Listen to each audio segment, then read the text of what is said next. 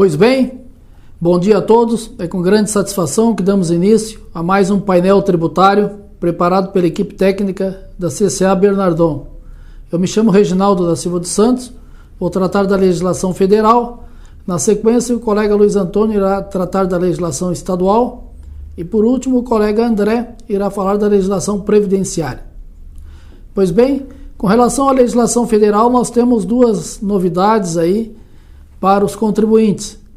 A primeira dela diz respeito àquela discussão que havia sobre o crédito das contribuições do PIS e da COFINS sobre as aquisições dos combustíveis, basicamente óleo diesel, o gás liquefeito de petróleo, a querosene de aviação e biodiesel, tendo em vista que o governo, através da medida provisória da Lei Complementar 192 de março, havia reduzido a zero as contribuições, a alíquota dessas contribuições, o que criou uma discussão sobre a tomada de crédito pelo restante da cadeia. Pois bem, agora, de uma vez por toda, em função das ações que os contribuintes estavam ingressando em juízo, a União entendeu por bem baixar uma Lei Complementar 194, de 23 de junho, e que essa Lei Complementar instituiu um crédito presumido para os contribuintes. Aqueles contribuintes que utilizam esses produtos como insumo nas suas atividades. Então, nós temos o caso mais claro de exemplo, as transportadoras, as indústrias e outros prestadores de serviços que utilizam óleo diesel como insumo, biodiesel como insumo, o gás liquefeito de petróleo como insumo, a querosene de aviação como insumo. Então, os contribuintes que utilizam esses produtos como insumo nas suas atividades fins, eles vão passar a ter o direito de tomada do crédito presumido das contribuições. Então, o governo, através da medida da Lei Complementar 194, instituiu um crédito presumido. Esse crédito presumido, ele equivale às mesmas alíquotas das contribuições não cumulativa normal, 1,65% para o PIS, 7,6% para a COFINS. E esse crédito presumido ele é retroativo, desde 11 de março de 2022 e vai até 31 de dezembro de 2022. O que significa dizer que os contribuintes não terão nenhum prejuízo com relação àquela discussão toda da redução a zero da alíquota dessas contribuições. Então fica encerrado praticamente essa discussão toda. Aquelas empresas que tinham ingressado com ações na justiça, praticamente o efeito das ações fica extinguido por aqui, porque não vai ter mais essa necessidade de discutir a tomada do crédito. Aquelas empresas que já tomaram crédito desde 11 de março até agora, está tudo certo. A tomada de crédito equivale ao mesmo valor do crédito presumido e daqui para frente também. Então, é uma notícia boa para os contribuintes e realmente a gente vê que a União procura cada vez mais evitar discussões com os contribuintes de matérias que muitas vezes ela vai se tornar perdedora no judiciário. Com relação à segunda matéria que vem também notícia boa para os contribuintes, diz respeito à transação de dívidas fiscais. Então, através da Lei número 13.475, de 21 de junho, foi instituído a reabertura das possibilidades de renegociações das dívidas tributárias por parte dos contribuintes no âmbito federal, no âmbito da Procuradoria e do Administrativo Contencioso. É lógico que a Lei número 13.475 instituiu as linhas básicas da negociação, mas agora nós ainda dependemos de regulamentação por parte dos órgãos competentes, da Receita e da Procuradoria. Mas, em síntese, essa renegociação de dívidas ela vai permitir a concessão de descontos de multas e juros, onde os débitos poderão sofrer redução de até 65% do valor do débito total, a possibilidade dos contribuintes utilizarem os prejuízos fiscais e a base negativa da contribuição social, os créditos fiscais relativos a esses prejuízos e essa base, poderão fazer a utilização desses créditos para abater a dívida, a exemplo de que ocorreu no passado, e inclusive até com previsão de que os descontos relativos a multa e juros não serão tributados, né? Também existe a previsão de uso de precatórios, né, de direito creditório, com sentença transitada em julgado, né, e um alongamento da dívida com amortização em até 120 vezes. Com relação à utilização de prejuízos e base de cálculo negativa, o legislador prevê também a possibilidade de uso dentro das empresas do mesmo grupo econômico. Então, se uma empresa é devedora de tributos federais, mas ela não é detentora de créditos de prejuízos fiscais ou base negativa, mas uma empresa do grupo, do mesmo conglomerado, tenha acumulado prejuízos e bases negativas que possa ceder para a sua controladora, controlada ou coligada, vai poder fazer também. É lógico que, como eu disse no início, nós temos que aguardar agora a regulamentação dos órgãos competentes de toda essa matéria e esperamos que isso ocorra de imediato, né? Porque realmente muitos contribuintes estão no aguardo desse chamado assim um mini refis para que possam retomar a vida com normalidade diante da regularização dos débitos. Então, na área federal seriam essas duas notícias boas, né? A primeira dela que foi do PIS e COFINS, o crédito presumido dos combustíveis, e essa segunda que é da renegociação de dívidas. Deixamos em aberto consultas, né? Desejamos a todos uma ótima semana e nos encontramos no próximo painel tributário. Um abraço a todos.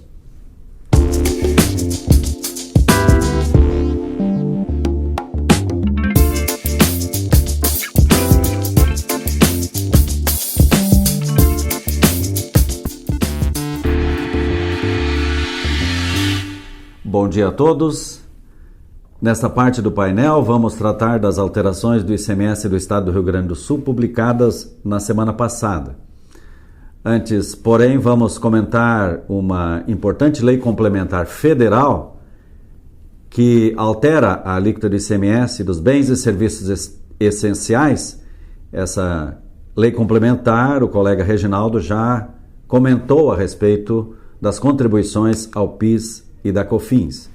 Então, esta Lei Complementar 194 foi publicada na edição extra do Diário Oficial do dia 23 de junho e ela altera o Código Tributário Nacional e também a Lei Candir, a Lei Complementar 87, lá de 96, e ela considera bens e serviços essenciais os relativos aos combustíveis, à energia elétrica, às comunicações e ao transporte coletivo. E somente a leitura do artigo 1º desta lei complementar já dá uma ideia da amplitude dessa alteração, que envolve todos os estados brasileiros e o próprio Distrito Federal. Ele acrescenta o artigo 18A ao Código Tributário Nacional, determinando que, para fins de incidência do ICMS, os combustíveis, o gás natural, a energia elétrica, as comunicações e também o serviço de transporte coletivo são considerados bens e serviços essenciais e indispensáveis que não podem ser tratados como supérfluos, ou seja, com alíquota superior àquela anormal, como são os produtos supérfluos tributados. Então, por serem essenciais, no mínimo, tem que ter uma alíquota limitada à alíquota normal de cada unidade da federação. Mas é vedada a fixação de alíquota sobre essas operações em patamar superior ao das operações em geral, consideradas a essencialidade dos referidos bens e serviços, assim como fica facultado ao ente federativo competente, o Estado ou o Distrito Federal, a aplicação de alíquotas reduzidas como forma de beneficiar os consumidores em geral. Além disso, também determina que é vedada aos estados e ao Distrito Federal fixarem alíquotas de ICMS reduzidas para os combustíveis, a energia elétrica e o gás natural em percentual superior ao da alíquota vigente em 23 de junho de 2022. Essa lei complementar ainda altera diversos outros dispositivos do Código Tributário Nacional e acrescenta outros que possibilitam a compensação pela União às unidades federadas pela perda da arrecadação decorrente da limitação do ICMS, como estabelecido nesta lei complementar. Contudo, diversos artigos foram vetados pelo presidente da República e estes vetos aguardam a sua ratificação ou rejeição pelo Congresso Nacional. Então, importante alteração via lei complementar à Constituição, como esta de número 194. Depois tivemos uma notícia no portal do SPED, publicada no dia 24 de junho, relativamente ao Guia Prático e à Nota Técnica 2202-01, versão 1.1, com vigência a partir de janeiro de 2023, com alterações vinculadas à inclusão do registro 0221, C855, C857, C895, C897, D700, D730, D731, D735, D737, D750, D760 e D761. Alterações de diversas regras de validação, alteração de tamanho de campos de diversos registros e inclusão de uma nova opção de indicador para o campo 2 do registro K010, entre outros. Esse K é aquele que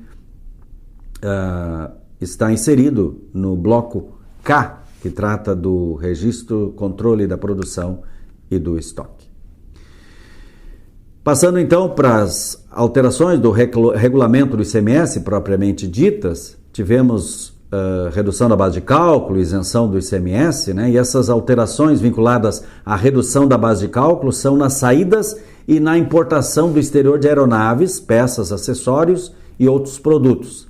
As alterações de redução da base de cálculo do ICMS nas operações realizadas pelo estabelecimento industrial fabricante, destinadas ao Ministério da Defesa e seus órgãos, e também alterações na isenção do ICMS nas operações com produtos a serem empregados na execução do Programa de Desenvolvimento de Submarinos no Estado do Rio Grande do Sul, o ProSub.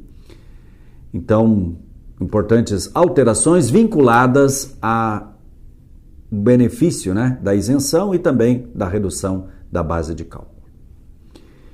Depois o decreto 56.559, ele altera o rol de mercadorias sujeitas ao regime de substituição tributárias dos segmentos tintas e vernizes, veículos automotores novos, lâmpadas elétricas, diodos e aparelhos de iluminação, aparelhos celulares, cartões inteligentes, autopeças, materiais elétricos, materiais de construção,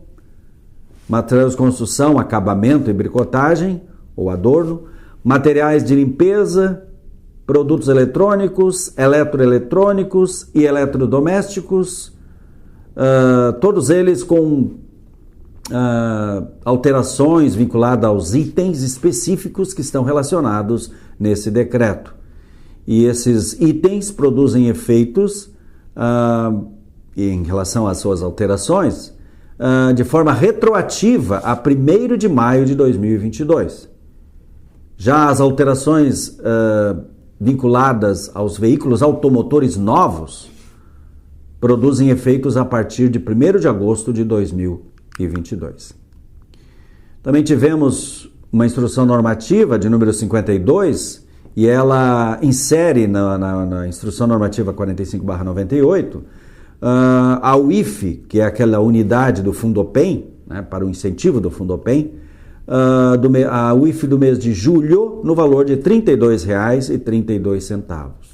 A mesma instrução trata também dos parcelamentos das empresas optantes pelo Simples Nacional, que tem a dispensa da garantia para a aprovação do parcelamento.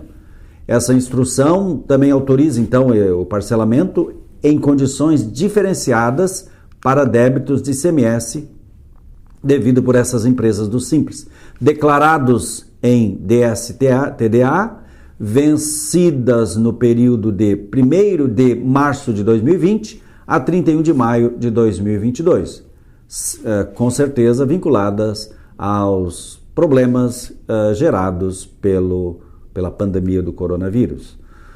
Os contribuintes, então, que estão enquadrados nesta situação, ficam, então, dispensados das garantias e da entrada mínima na hipótese de parcelamento de créditos tributários provenientes do ICMS, devidos pelos optantes pelo Simples e declarados na DST-TDA, vencido entre 1º de março de 2020 e 31 de maio de 2022, desde que o pedido seja efetuado pela internet em até 60 meses, incluída a prestação inicial, que deve ser de, no mínimo, 1,60 do valor do débito e deve ser paga até 31 de agosto de 2022. A resolução da Procuradoria-Geral do Estado, a PGE, número 207, altera a Resolução 190 de 2021 para possibilitar esta condição especial de parcelamento aos contribuintes optantes do Simples Nacional. Por ora, eram essas as informações da área fiscal vinculada ao ICMS que gostaríamos de transmitir aos senhores. A seguir, o colega André vai comentar as alterações da legislação previdenciária. Um bom dia, uma ótima semana a todos e até o próximo painel tributário da CCA.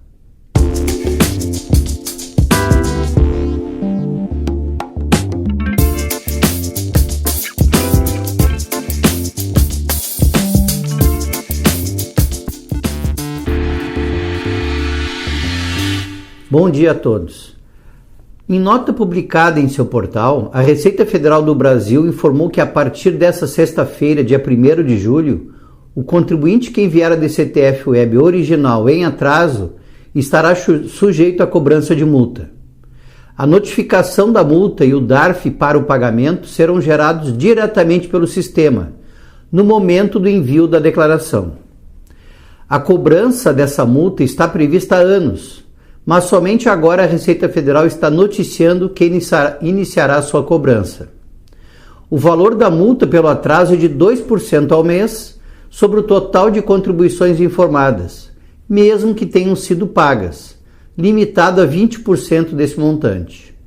A multa mínima é de R$ 200 para a DCTF-Web sem movimento, ou seja, quando não há faturador de tributos, e de R$ 500 nos demais casos. Se forem identificados erros ou a declaração não for entregue, o contribuinte é intimado a corrigir os erros ou enviar a DCTF-Web, respectivamente. O valor da multa será reduzido em 50% se a DCTF-Web for enviada antes de qualquer procedimento de ofício, como o recebimento da intimação fiscal, por exemplo, ou em 25% se a apresentação da declaração for dentro do prazo estabelecido na intimação. Ainda, se o contribuinte for MEI, o valor da multa será reduzido em 50% se a DCTF-Web for enviada antes de qualquer procedimento de ofício, como o recebimento de intimação fiscal, por exemplo, ou em 25% se a apresentação da declaração for dentro do prazo estabelecido na intimação. Ainda, se o contribuinte for MEI, a multa tem redução de 90% e para as micro e pequenas empresas optantes pelo Simples Nacional, o valor cai pela metade, 50%. Se o pagamento da multa for realizado dentro de 30 dias, o contribuinte ainda conta com desconto de 50% do DARF. Outro tema importante que aconteceu na semana passada foi a publicação das circulares números 994 e 996, ambas da Caixa Econômica Federal, publicadas em 21 de junho, que divulgaram as novas versões dos manuais de orientações de recolhimentos mensais e rescisórios ao Fundo de Garantia e das contribuições sociais, que dispõe sobre os procedimentos pertinentes à arrecadação do FGTS, bem como também atualizou a versão do Manual de Orientações Regularidade e Empregador, que dispõe sobre os procedimentos pertinentes à regularidade do empregador junto ao Fundo de Garantia, a concessão do certificado de regularidade do Fundo de Garantia, o parcelamento de débitos de contribuições devidas ao Fundo de Garantia, o parcelamento de débitos de contribuição social, a regularização de débitos dos empregadores por meio da Guia de Regularização de Débitos do Fundo de Garantia e a regularização de débito protestado. Os dois novos manuais foram atualizados para a versão de número 15 e ambos já estão disponíveis para download no site da Caixa, na opção FGTS Manuais e Cartilhas Operacionais. E para encerrar o painel tributário dessa semana, duas informações importantes. A primeira é que o Ministério do Trabalho e da Previdência, através da Portaria 1690, aprovou nova redação para a norma regulamentadora número 33, que trata da segurança e saúde no trabalho em espaços confinados. Ou seja, quem tem trabalhos nessas condições precisa atualizar-se em relação a essa nova redação da norma regulamentadora número 33. A outra notícia diz respeito à Lei Geral de Proteção de Dados. Quem acompanha de perto o painel tributário da CCA Bernardon sabe que aqui também costumamos tratar dessas questões da LGPD. Recentemente, o Judiciário Paulista confirmou decisão que determinou ao INSS o pagamento de R$ 2.500 em danos morais assegurada por compartilhamento ilegal de dados. As provas juntadas nos autos comprovaram vazamento de informações pela autarquia federal. Mesmo que ainda não passou por essa situação, deve ter escutado um parente, um amigo, comentando que logo após obter a concessão de um benefício previdenciário continuado, como é o caso da pensão ou da aposentadoria, passou a receber diariamente ligações, mensagens via SMS, WhatsApp, para oferecer